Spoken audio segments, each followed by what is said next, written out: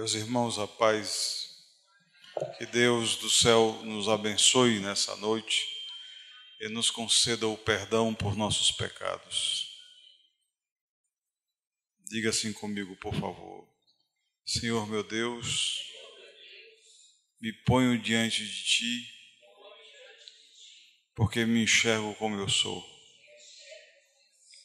Sei que espontaneamente, muitas vezes, me desafinei com a Tua palavra, me desarranjei do Teu Evangelho. Peço a Ti, Senhor, que não leve em consideração os meus erros e desatinos. Leva, pois, em consideração o fato de que estou aqui hoje e me coloco diante de Ti, Senhor, para ser alcançado por Tua misericórdia.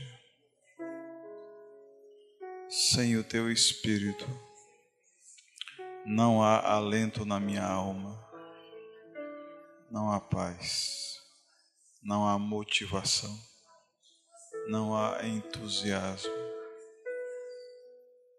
Do mesmo jeito que meu corpo tem vida com o ar que eu respiro, a minha alma só tem vida quando ela comunga com a Tua graça e com a Tua misericórdia.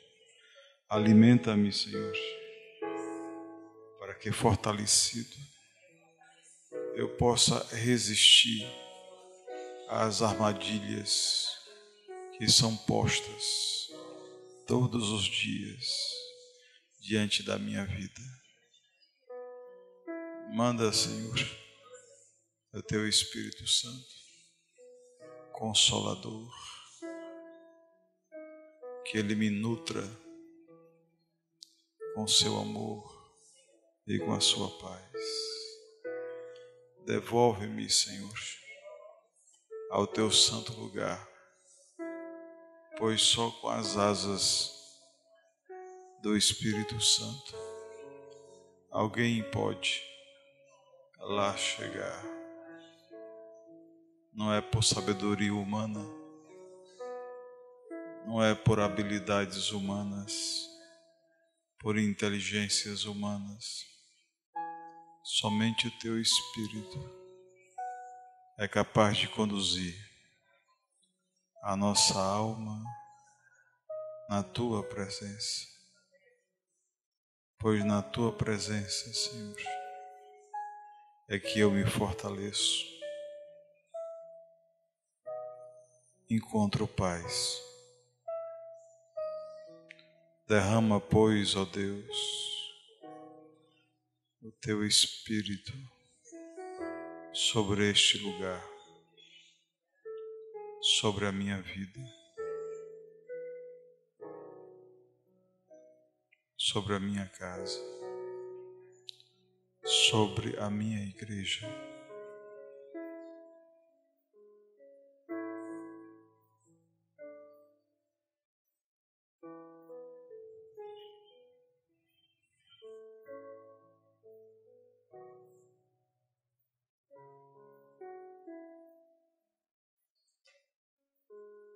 Amém. Podemos sentar, irmãos. Obrigado.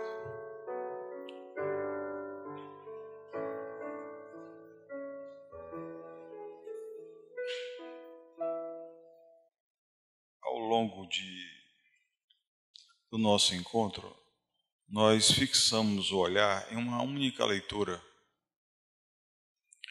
E esta leitura, ela foi sendo digerida, sendo administrada, sendo refletida ao longo dos dias. Embora parecesse pouco, mas o alimento é forte, é sólido, e nós o digerimos com muito vagar, e ainda há do que se dela aproveitar e nós vamos dividir com a igreja nesse momento. Quero também aproveitar esse instante para agradecer a Deus em especial, porque a gente tem um lugar para ir, tem um norte, tem uma direção, tem uma Jerusalém para visitar. E tem alguém que cuida da gente. Como é importante alguém que se importa, que se interessa e que diz para nós como devemos ser para sermos felizes. Esta palavra de Deus, este Espírito Santo, o próprio Pai Celestial, nos cerca para nos orientar. No princípio a gente acha que Deus está reclamando, depois a gente acha que Deus está nos castigando, depois a gente acha que a gente é uma alma infeliz mesmo, que nasceu para sofrer e tal. Passado esses interstícios infantis, nós vamos agradecendo. É como aquele menino que teve uma boa professora, que exigiu que ele tivesse uma boa letra, que ele tivesse uma boa escrita, que ele tivesse um bom tirocínio, e à medida que ele vai crescendo, ele vai vendo a importância de saber ler bem, de saber interpretar textos, de saber falar bem, e ele vai crescendo, vai amadurecendo, vai envelhecendo, e ele olha com respeito para aquela tão severa professora, porque aquela professora tão severa não estava tratando de agradar presentes, mas de preparar para o futuro. Deus quer nos preparar para o futuro. O rumo de Deus é: olhe para frente, marche, saia de onde você está, saia desse contexto presencial.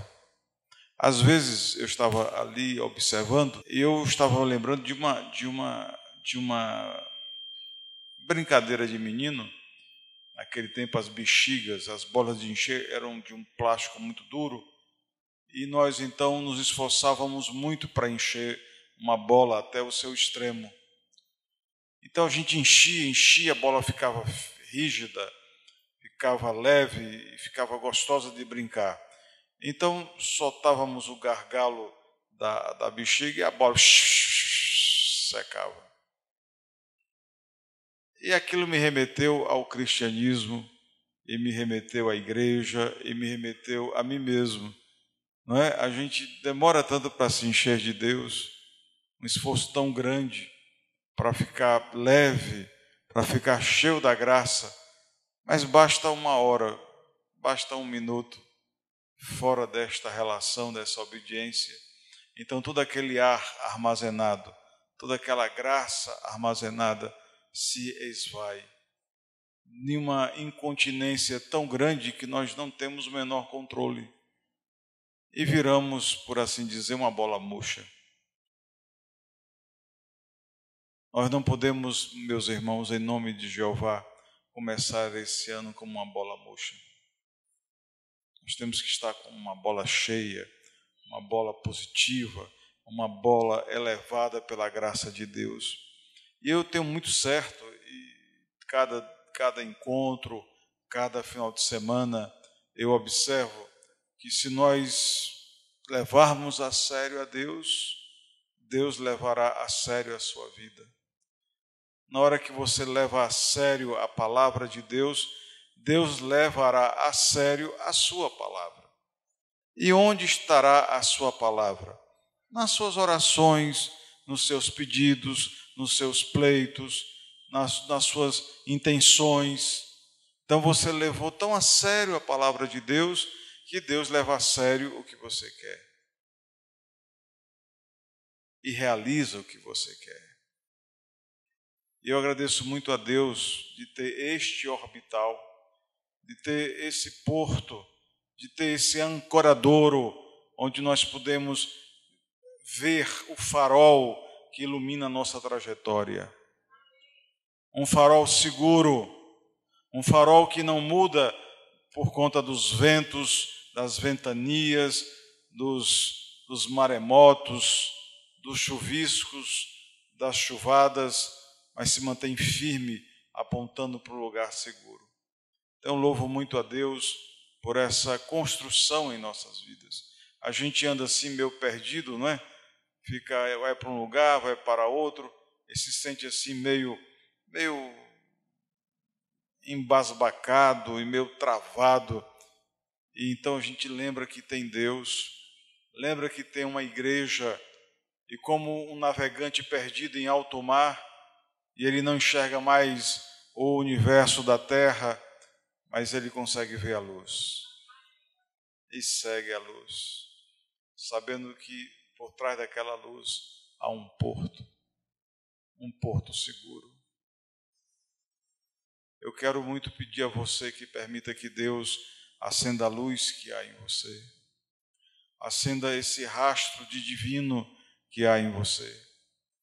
Que você se fortaleça com essa graça, com esse ministério, com esse poder, para você ser um vencedor. Uma pessoa vitoriosa, uma pessoa que resolvidamente tem o desejo de colocar os 2 pés na presença de Deus. Resolutamente. Não quero colocar um pé no mundo, um pé na igreja, um pé na igreja, um pé no mundo. Mas colocar os 2 pés em Deus e dizer, meu Deus, não tenho medo de 2016, que venha 2017, que venha 2018, que venha 2030, porque com o meu Deus eu salto muralhas, com o meu Deus eu venço Golias, com o meu Deus eu consigo destabanar qualquer atividade, qualquer atitude que seja imbrogliana, que seja um imbróglio, que seja um estorvo, que seja uma pedra de tropeço. Nós simplesmente não nos deixaremos cair por ela. Por quê?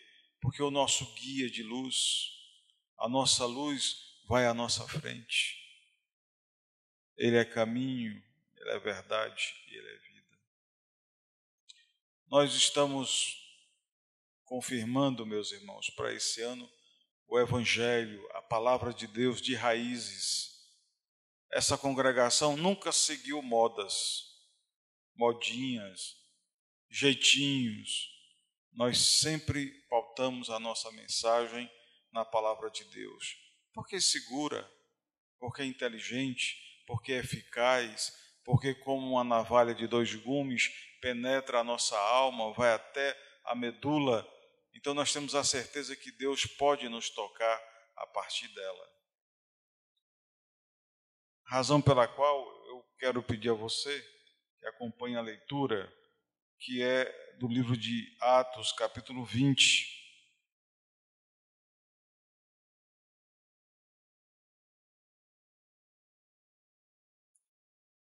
Dos versículos 29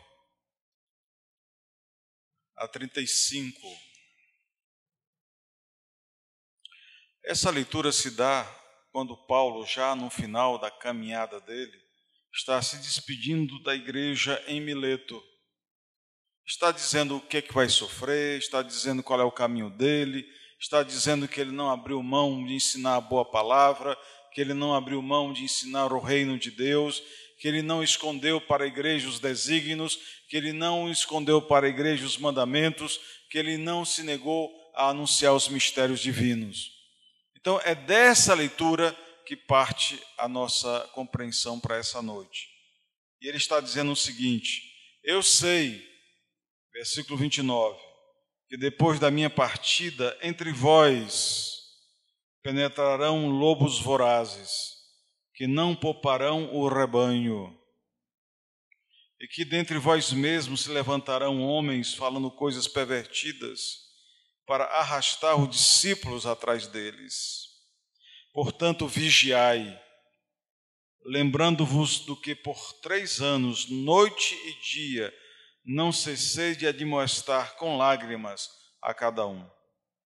E agora, pois, encomendo-vos ao Senhor e à palavra da sua graça, que tem poder absoluto para vos edificar e dar herança entre todos os que são santificados.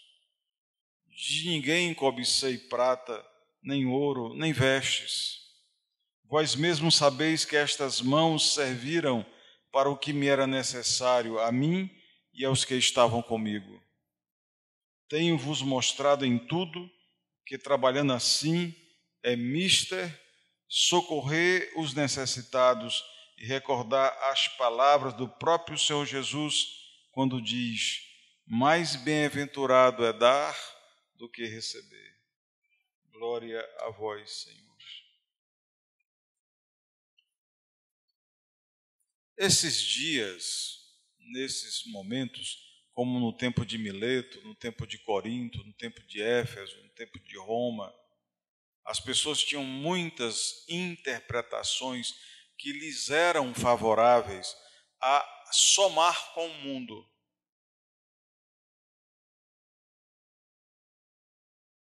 As pessoas adequando a palavra de Deus, a igreja, aos costumes pervertidos do seu tempo. Cristãos que não veem a diferença entre a santidade e a atividade mundana secular. Então, Paulo, e isso nós conversamos durante esses dias todos, tem essa preocupação de que nós sejamos fiéis a Jesus, fiéis a essa palavra, para que sejamos receptores de poder, para que as nossas preces sejam ouvidas, para que nós não sejamos tragados pelas ventanias deste mundo, pelas tempestades desta sociedade cada vez mais transtornada por seus conceitos completamente destrutivos e ferinos com relação à palavra de Deus. Eu estava refletindo hoje pela manhã, eu fiz 2 comentários no meu Face, um relativo a Fernanda Brum e outro relativo a um casal de missionários cristãos na Índia. A Fernanda Brum, por ter conduzido um bloco carnavalesco e dizendo que o povo vai entrar no reino de Deus sambando.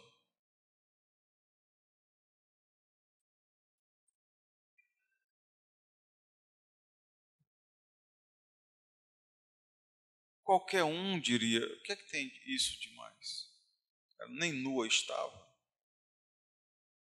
Mas o Espírito, imediatamente no mesmo dia, no mesmo momento, me remeteu àquele casal na Índia, de missionários cristãos que, pregando na sua igreja, correntes islâmicas, correntes de outras facções religiosas, entraram lá, expulsaram-no do altar e arrancaram-lhe as vestes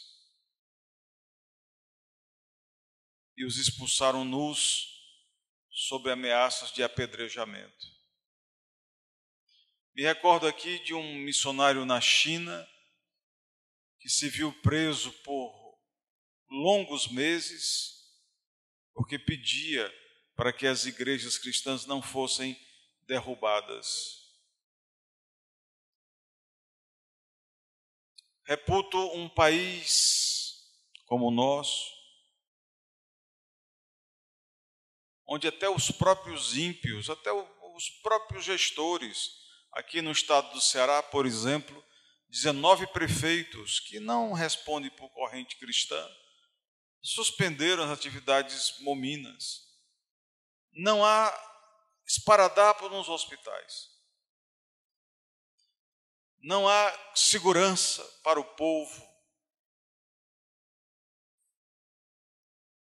Tanto não há que ainda terça-feira 84 pessoas foram assassinadas.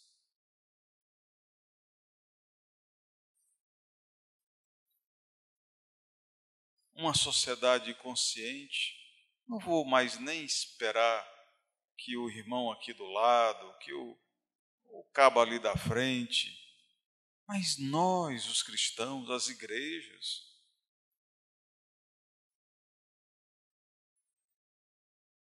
Nós temos que ter um mínimo de conscientização. Como eu vou organizar um bloco para competir em Salvador ou no Rio de Janeiro, bloco dos evangélicos, usando música sacra, misturando com o profano? Nós sabemos dos desvios que ocorrem dentro de uma igreja tradicional. Os pastores que já estão no 4º, 5º casamento, sem nenhum respaldo bíblico, e eles próprios criando uma normatização de acordo com o seu paladar. Por isso não tem força, não tem poder diante de Deus. A pastora disse muito bem, está escrito, nós estávamos ali no Fortim, domingo, muitos percalços, acabamos chegando domingo mesmo, e ouvi da irmã Orleanes que não havia dormido a noite inteira por conta do barulho ensurdecedor. E ela nos pedia para que nós criássemos um outro ambiente ou fôssemos para um lugar mais fechado, num ato de desespero, porque não estávamos nos ouvindo. Barulho na frente, barulho de trás, barulho lá embaixo, e o da frente parecia um paredão de som, aquela coisa. Nunca tinha visto isso no Fortim. Já vi barulho, é verdade, mas nunca tinha visto naquela intensidade. E naquela reunião, para onde iríamos? Vamos orar aqui a Deus. Vamos pedir aqui a Deus. Para ver o que é que Deus privilegia mais nesse lugar. Se é esse encontro com a merreca de gente, ou aquela multidão que cercava toda a cidade do Fortim. Então paramos ali e a nossa oração daquela noite foi suplicando a Deus pelo silêncio. Que Deus repreendesse os sons, o barulho. E algo surpreendente aconteceu. Algo surpreendente aconteceu. Estávamos lá, todos nós vimos, todos nós ouvimos. Não foi uma história que alguém viu. Todos os sons foram paralisados. Não houve mais som. Terça-feira, quando terminávamos, eu procurei escutar um som só do passarinho. Não tinha mais som de nada.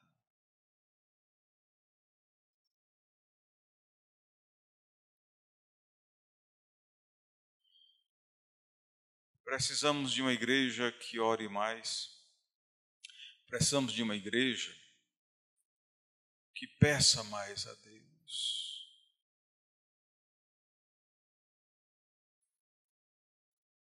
As profecias para 2016, de acordo com os profetas de plantão, são as piores possíveis, e eles têm razão mesmo. Nós saímos de 2015 com um déficit público enorme, estamos entrando em 2016 com um déficit ainda maior. Mas esta praga não vai alcançar a igreja cuja casa tem nos seus umbrais a palavra de Deus.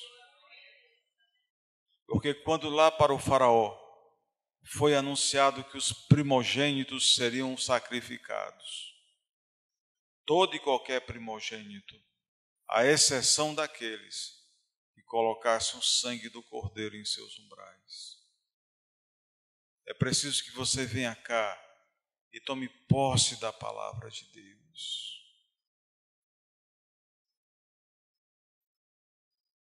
É preciso que você diga: Senhor, eu quero teus anjos em derredor da nossa casa. Eu quero teus anjos, Senhor, em derredor deste lugar. Eu não quero que estas pragas que vão acontecer, e de fato já estão acontecendo, não passem nem pela nossa calçada. Porque o mesmo Deus que protegeu os israelitas naquele Egito é o Deus que está aqui para proteger seu povo, povo fiel, povo que ouve a palavra e busca cumprir, povo que coloca Deus no coração, povo que diz: o negócio está feio, o negócio está pegando, o negócio não vai para canto nenhum. Então é hora de chamar a Deus e saber que Deus ouve a nossa prece.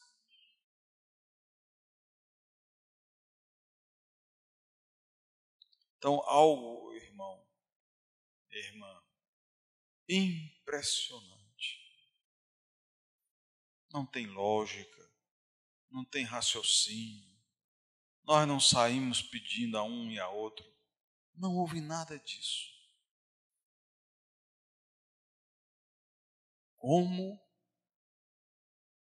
que todo mundo e pessoas completamente distintas e diferentes silenciam todos ao mesmo tempo.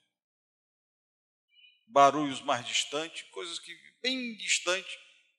Quando eu fui olhando, eles foram desligando, acabou-se. No dia seguinte não houve mais, terça-feira não teve um barulho. E hoje, quando escrevi a mensagem que vocês leram, eu pude ouvir com nitidez o canto dos pássaros. E o Senhor me remeteu àquela oração. Olhai para as aves do céu, que não semeiam e nem colhem. E o Pai Celestial não lhes deixa faltar coisa alguma. E olhei para os pássaros. Eram garbosos, altaneiros, vivazes. Desciam do... E foi interessante porque hoje eles desceram e ficaram ali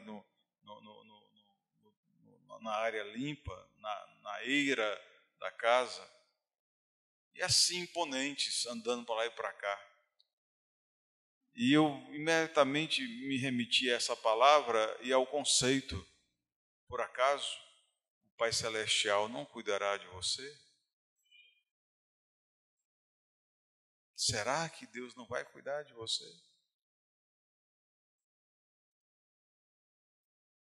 Será que Deus não vai cuidar de você? Ao invés de nós nos abraçarmos aos contra-evangelhos do mundo e ainda nos divertindo com eles, que ao menos a gente diga: Senhor, os teus inimigos são os meus inimigos. Esta festa pagã, ela não entra mais no meu calendário.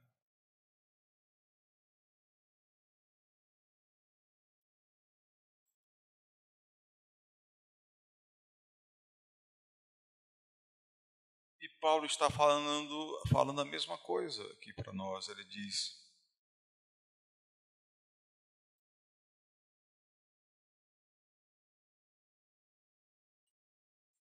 se levantarão homens falando coisas pervertidas para arrastar os discípulos atrás deles. Nós não devemos nem ouvir, quanto mais aceitar os convites daqueles que querem ferir a palavra de Deus. Eu tenho como certo que a busca da santidade foi uma boa escolha da igreja.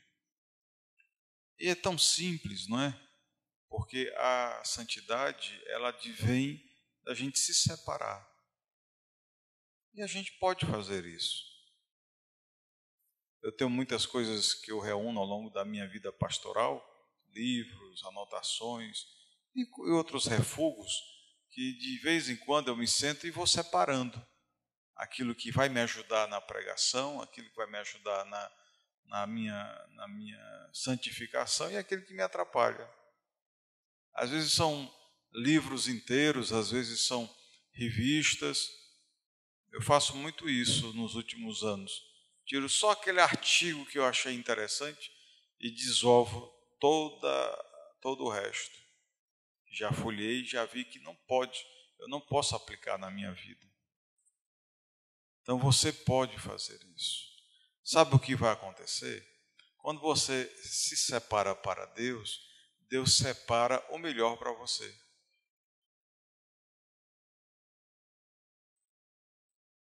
Vamos dizer juntos? Quando eu me separo um tempo, separo a minha vida, separo o meu jeito de agir, faço para Deus, o Altíssimo, o Eterno, o Deus todo Espírito. Então, quando eu me separo para Deus, Deus separa o melhor desta terra para mim. Diga, bata no seu peito isso, para mim. Quando Moisés está lá no capítulo 3 de Êxodos, e Deus fala para que ele vá lá no Egito, ele disse, olha, o meu povo lá no Egito está sofrendo, e eu não quero mais meu povo sofrendo. Eu quero que você vá lá, em meu nome, e tire o povo de lá, para levar para a terra que eu prometi para Abraão. Uma terra onde mana leite e mel, uma terra de fartura. Hoje estão lá os amorreus, os jebezeus. Esses caras vão sair porque vai para os meus filhos, porque vou separar o melhor desse lugar para os meus filhos. Deus quer separar o melhor dessa terra para você, a melhor vida, a melhor realidade. Nós precisamos, diante de Deus, dizer que não queremos mais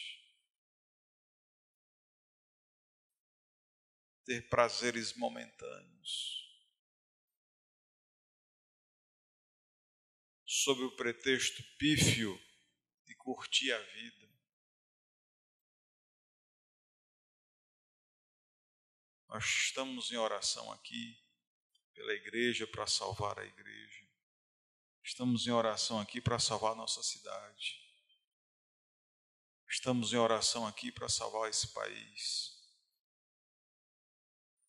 E não se preocupem, quem vai fazer isso é Deus. Não há homem que queira fazer isso nesse país.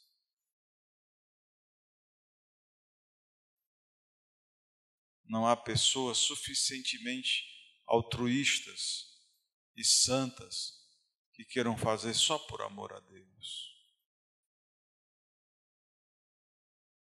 E o Senhor repreende os pastores, repreende as igrejas que esqueceram da palavra de Deus e da obediência.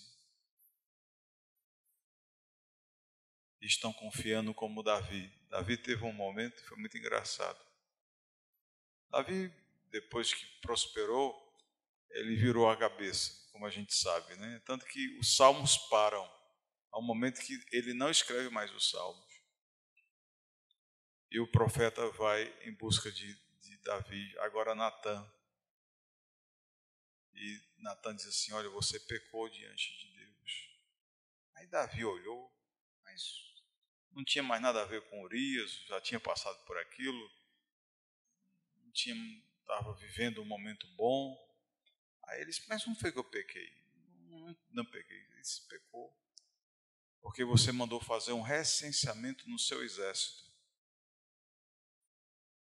Naquele recenseamento ele descobriu que tinha milhões de soldados e que agora sim estava seguro, que agora sim era um soberano intocável.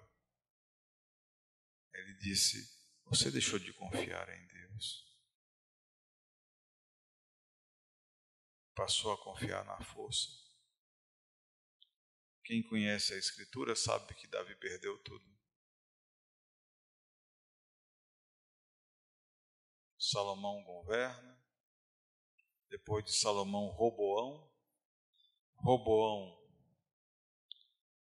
como o próprio nome diz, fez tudo que pôde para tirar do povo, e ali dividiu as tribos, e quebrou aquela unidade que Davi tinha conseguido. porque se sentiu confortável. Sentiu que não precisava mais fazer nada. Sentiu-se completamente desnecessitado de obedecer a Deus. Há um momento precioso, que quero trazer a sua lembrança aqui, quando os midianitas atacavam o povo de Deus e os matava. E Deus toca no coração de Gideão.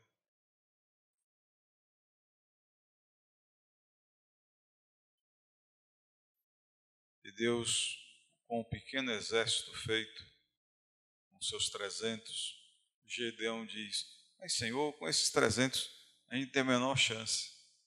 É exatamente por isso. E vocês não vão guerrear. Vocês vão cercar o inimigo de vocês e vão dizer o seguinte: por Deus e por Gideão. Para que quando vocês vencerem a batalha, vocês saibam que fui eu que venceu por vocês.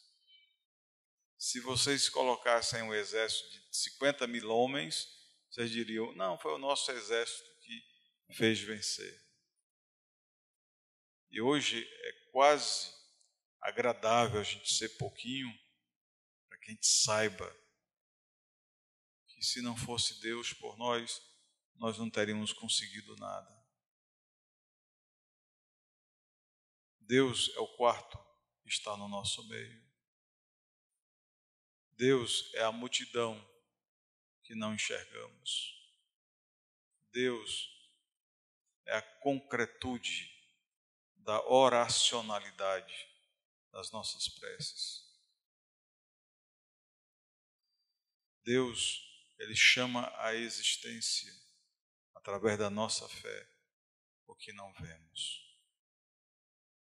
Diga aí: eu quero ver minha vida abençoada. Quero ver a minha alma entregue nas mãos de Deus. Quero me ver separado. Quero me sentir animado e feliz por estar na presença de Deus, que realiza em mim todas as coisas. Amém. Ele diz aqui no versículo 31: portanto, vigiai, lembrando-vos de que por 3 anos, noite e dia, não cessei de admoestar, com lágrimas a cada um. Agora, pois, encomendo-vos ao Senhor. Olha que coisa maravilhosa. Se a gente encomendar seu irmão a Deus, né? Uma encomenda para Deus. Eu te encomendo a Deus. No interior era comum, às vezes até a própria mãe, que se sabia incapaz de cuidar de um filho, ela encomendava o filho para uma parente que ela sabia mais zelosa, mais cuidadosa. Então ela mandava aquela encomenda. Não era porque não tivesse dinheiro para pagar os estudos, não era por outra coisa, ela se via com aquela pessoa, era mais cuidadosa, às vezes o marido não dava ali atenção, então ela encomendava aquela criança aos estudos na capital, né? Então escolhia uma família decente: eu encomendo meu filho. Lá em casa nós recebemos pessoas assim. Aí quando o menino não queria estudar, não queria nada, a mamãe arrumava as malas: eu vou devolver você ao seu pai e sua mãe. Não é ficar aqui dando trabalho, não. Essa encomenda, como veio, vai voltar, né? Então existia isso. Agora, pois, encomendo-vos ao Senhor e à palavra da sua graça. Essa igreja, ela é doutora em ouvir a palavra de Deus. E não se cessa de pregar aqui a palavra. De dia e de noite, em meio a lágrimas, em meio à alegria, a palavra de Deus é pregada, que tem poder para vos edificar e dar herança entre todos os que são santificados, esse poder, meus irmãos, opera um novo nascimento. Esse novo nascimento tão necessário que Jesus exige a Nicodemos. Nicodemos era um homem sábio, prudente, inteligente, líder do seu grupo, mas não tinha nascido. Nós temos que pleitear junto a Deus esse novo nascimento. Pedir a Deus para produzir em nós a fé. Jesus, ele se aborrece quando ele sabe que os seus discípulos não têm fé. Até quando haverei de suportar, ó homens sem fé, ó homens tímidos na fé? Há um momento que aquele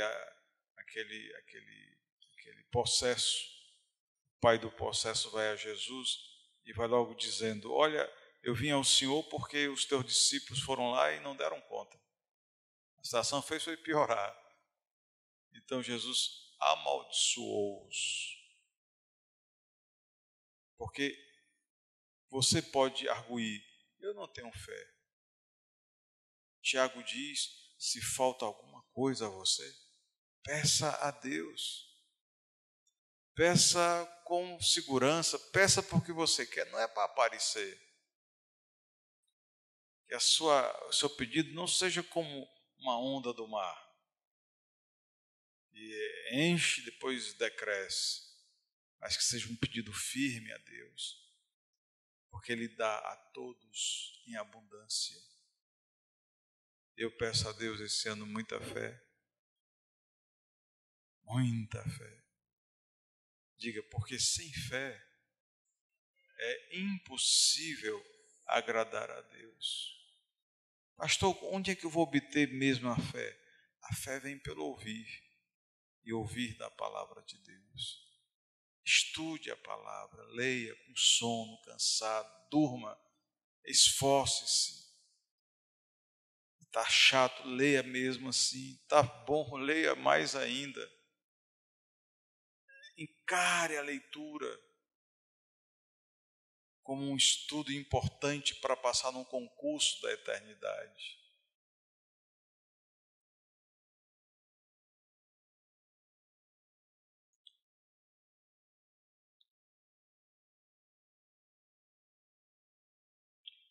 Essa leitura ela vai demandar certamente alguns cultos. Não quero abrir mão dela, porque tem muito que eu desejo falar aqui nesse estudo. Tanto que passamos 3 dias pregando sobre essa mesma parte e não consegui encerrar a pregação. E também não vou conseguir hoje. Então, durante esse final de semana, nós vamos fazer esse estudo itinerante para que essa palavra linda, né, e hoje o convite é vigiai, possa entrar na sua vida. Assim, eu quero que você, sentadinho mesmo, procure colocar suas mãos numa atitude de repouso.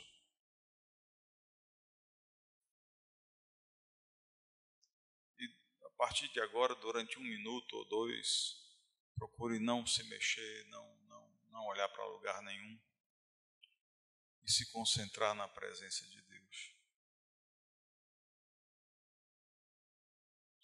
Feche os seus olhos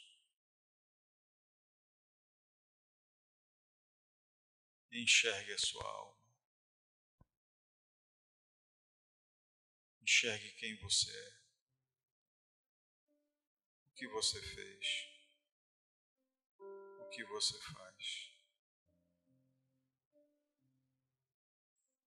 Esse que você olha é o templo do Senhor. Mostre a Ele as suas fraquezas, os seus embaraços, os seus medos. Peça-lhe que imponha as suas mãos sobre o seu ser.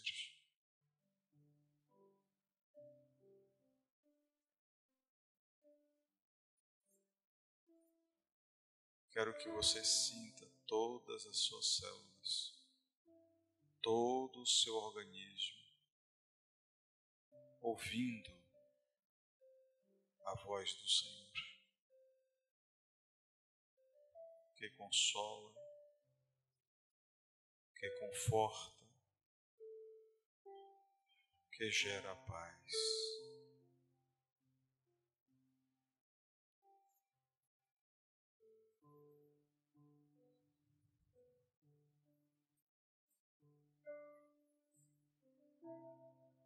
Ó Senhor Deus, Deus de pura e grandíssima bondade,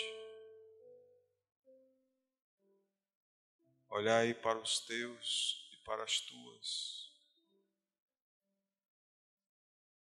Nós te amamos, ó Senhor. Estamos envergonhados se de alguma maneira, de alguma forma, ainda não correspondemos ao teu amor.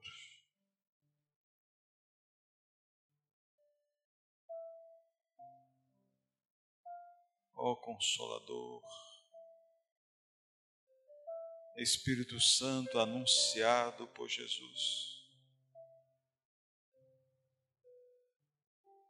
que veio, que está para instruir, para curar, para consolar. Entrai nesse instante, Santíssimo Senhor, em todos os corações que se abrem para vós.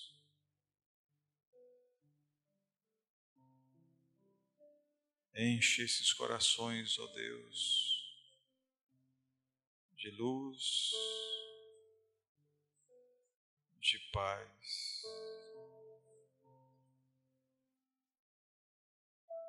de consolo. Renovai, Senhor, as forças do cansado.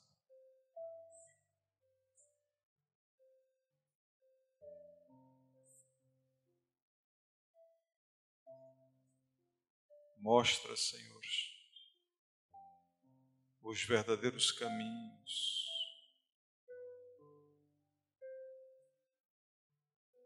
onde os pés não tropeçam,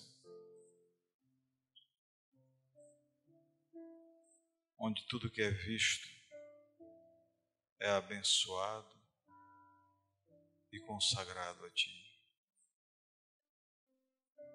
Abençoa, meu Deus,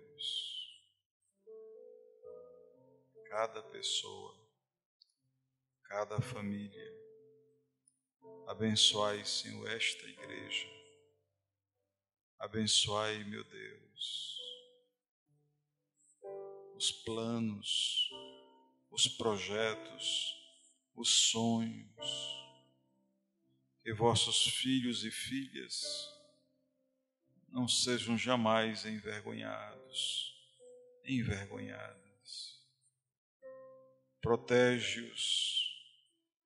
Protege-as, ó Deus, em o nome de Jesus. Abençoai, Senhor, as oferendas desta noite,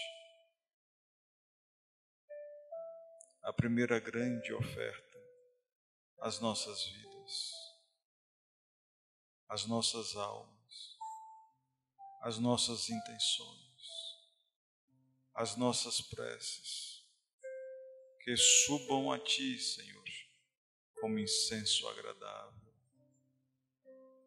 Abençoai, meu Deus, os que aniversariam, muito especialmente hoje, o irmão André, que Te louva, que Te anuncia, que anima a Tua igreja. Dai paz ao seu coração.